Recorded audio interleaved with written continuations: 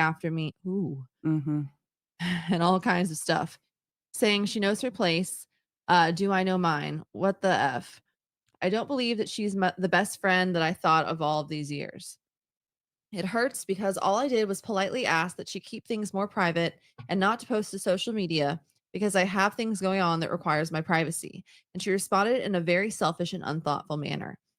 She was asking the chick that she had set up social media accounts for her Mm-hmm. to not talk on social media Mm-hmm. about her. Yeah, pretty Okay. much. Yeah.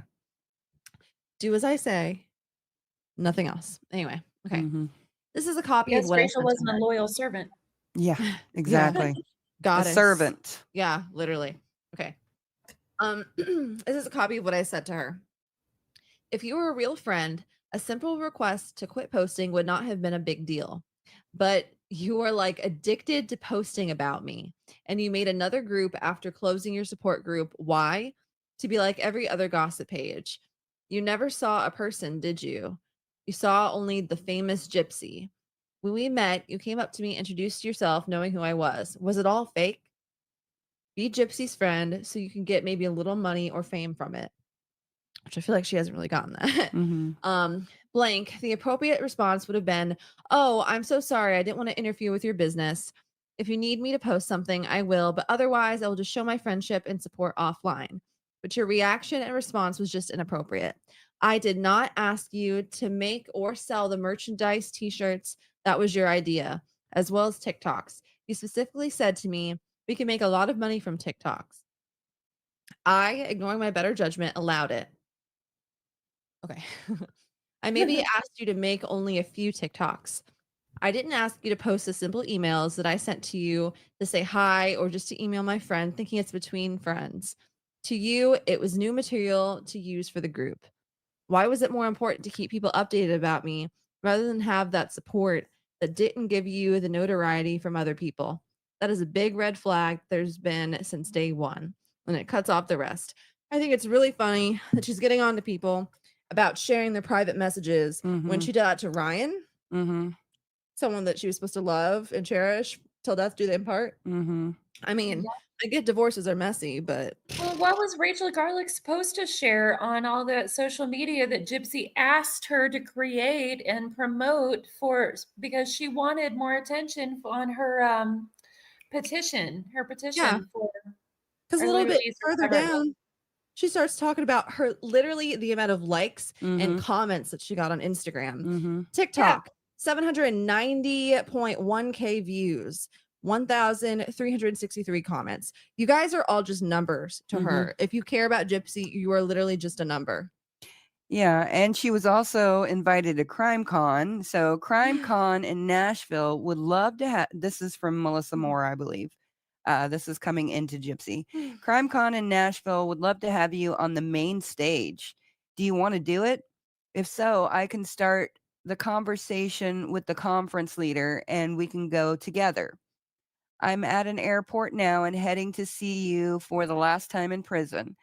I don't have the words to express how happy I am for you and the life you are soon to be experiencing. You will have an incredible 2024, and I am honored to be a part of it. And the next one, Outbound, says, "Yes, I would like to be a guest at CrimeCon." Smiley face. Can blank please be with me too? So she didn't end up being at CrimeCon, No, right? I don't think so. Lord, please do not be at CrimeCon this year. And if anybody in the Actually, please be at CrimeCon this Yeah. year. if anybody in the chat is watching and is thinking about going to CrimeCon here in Denver, Colorado this year, my mom and I will both be there, and we will have a booth. So For we hope to Military see you Broadcast for Radio. Military Broadcast Radio. It won't be Into the Weeds podcast branded.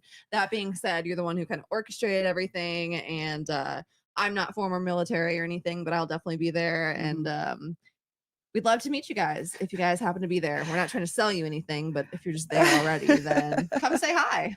So Yeah, but I would love that. Would Yeah. be hilarious if she got picked to be there. Oh my gosh, that's so funny. it would be something we can stand out with. Like, no, we're not going to do that. We're not You going to know, disrupt things. But So I don't know if anybody know or if everybody knows this or not, but Military Broadcast Radio has been trying to get me to interview Gypsy since the very beginning, since we started all this.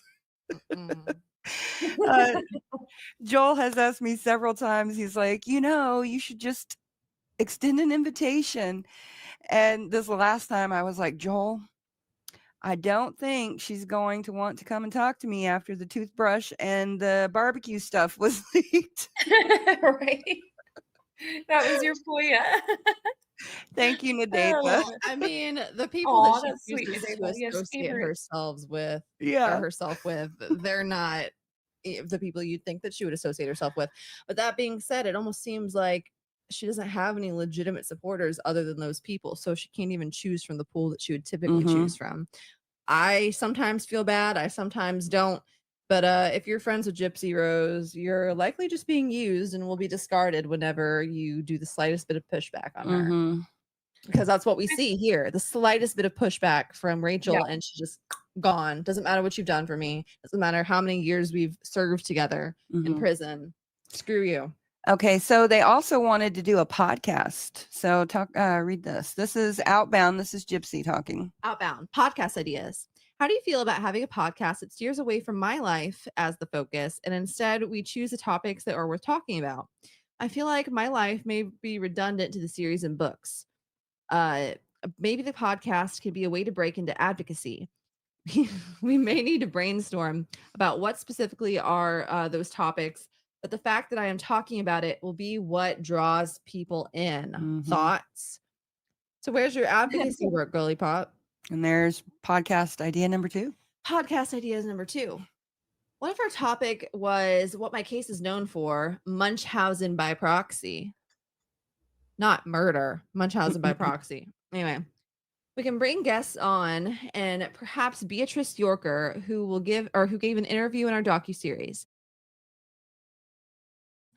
Maybe we can see if we can interview Blank, who wrote her memoir called Sickened.